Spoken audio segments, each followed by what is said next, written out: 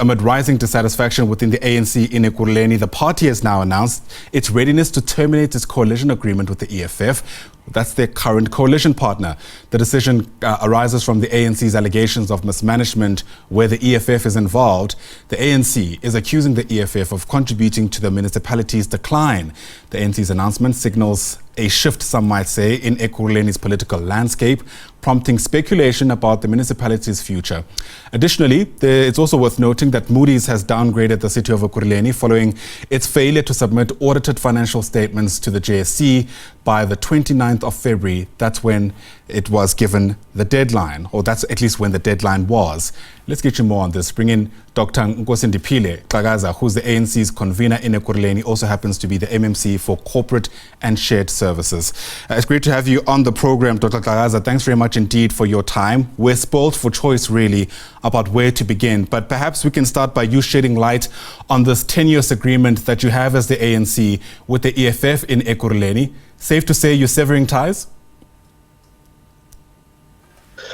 Yeah, greetings to you and thanks for having us.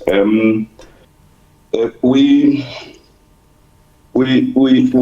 have called for a change or reconfiguration of the current arrangement so that it actually assists in the delivering of services, to our people. And as things stands, as you could, see in the last, council meeting, where basically there were disruptions of councils by the councillors from the EFF, and it is such a conduct that is also reflecting in the manner in which EFF are discharging their responsibilities, in the manner in which they are cooperating in this arrangement, and we feel that. We need leadership. Our people, our communities, they need leadership. They need services. In the areas of finance, a lot leaves to be desired. In the areas of governance, in the areas of the provision of basic services, and that is why there's a strong call for this change. And if there is no commitment to change, our councillors, our structures, our communities are asking us, why are we remaining in this type of an arrangement?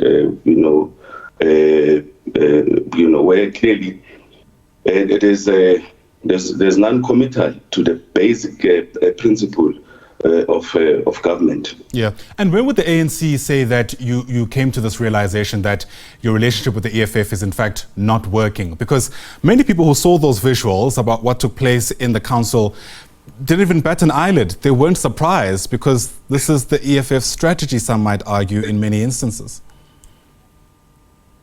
I must say that the last council meeting last week was a turning point. But signs have always been there. How we, in the January council meeting, we expected AG's report, to be tabled.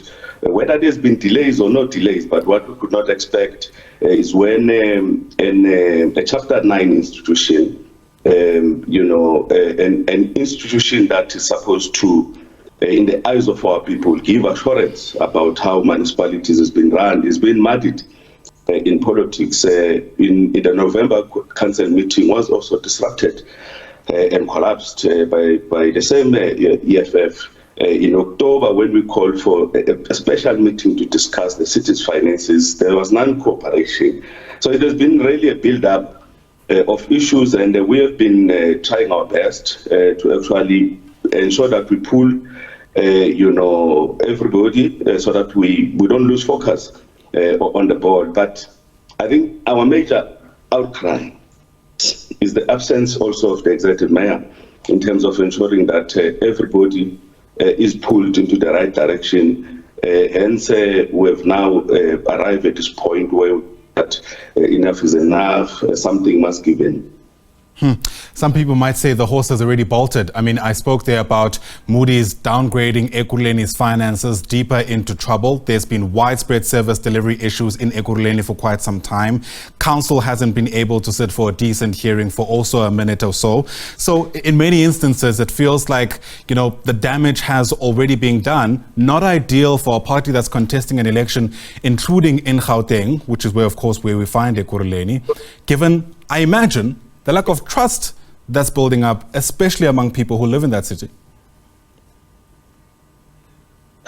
Yeah, well, I mean, for us I must say that the latest report by the Moody's, the city has issued a statement, in fact, questioning who commissioned such a report, because there have to be a relationship between the city and the Moody's. And as far as the city is concerned, there is another rating agencies that they've not been engaged by the Moody's.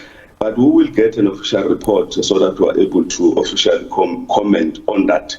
However, there are issues that we think are fundamental, because there's 4 areas that are critical for us to run a stable government. Finances, were expecting the AG's report.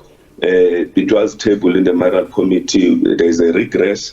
Council will engage when the council meeting officially convenes on Tuesday next week. We are expecting to reflect on the areas of governance. Where are we sitting?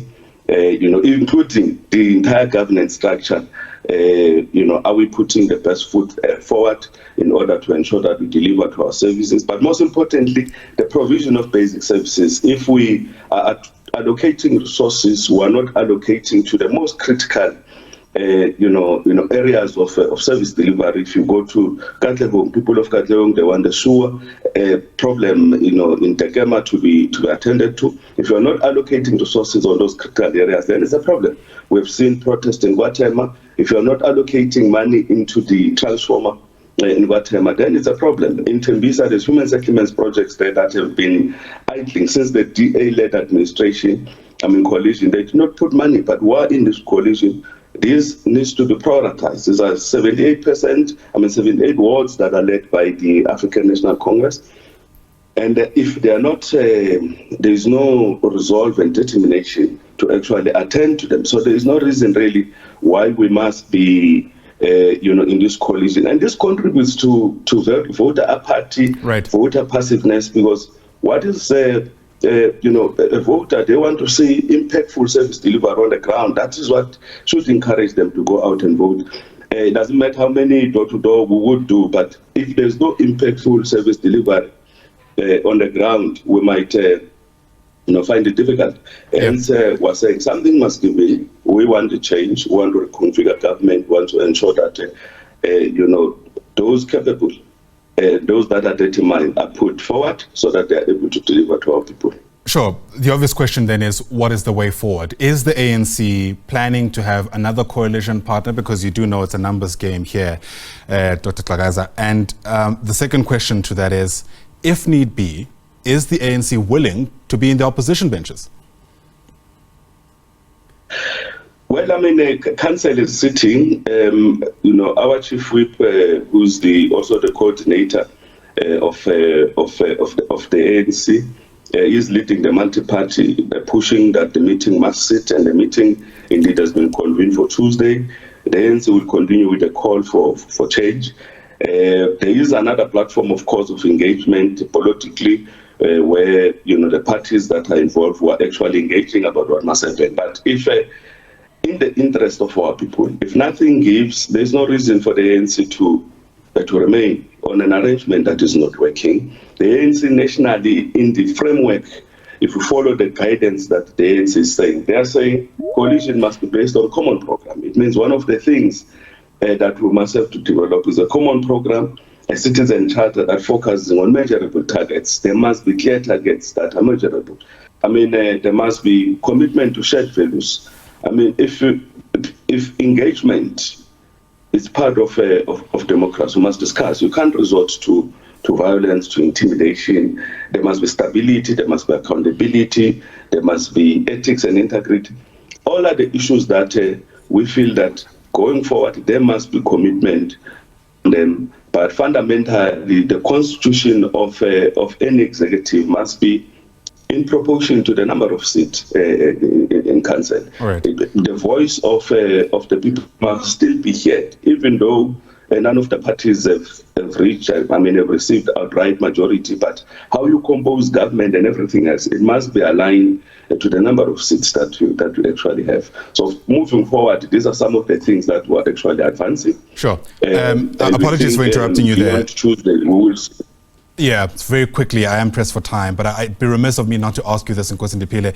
The taxi strike taking place in Ekurhuleni, you must have seen the reporting around that. Santaco has confirmed that there is an issue. What's your response to that as someone who's still in a coalition arrangement in that city? Yeah, well, it's issues of disputes on the routes, on the licensing. It is our commitment that the provision of transport, because as government we do the authority that monitors and issues licensing.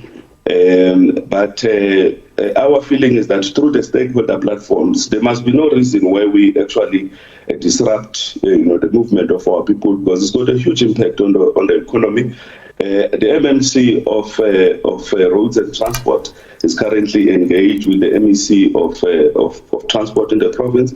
They will be engaging with the taxi leadership in order to find a solution. And our hope is that even in the future, we should not be there must be indication if there are areas of unhappiness, and that's how we should be managing relations going forward. So we're quite a bit disappointment that when we wake up in the morning there is a suspension of services, and it does impact largely not just on the movement of people to their places of work, but basically even the school kids, those who must go to school, are actually affected. So the impact is quite huge, and we think it's something that needs to be managed. Nkosindiphile Xhakaza, thanks very much indeed for your time.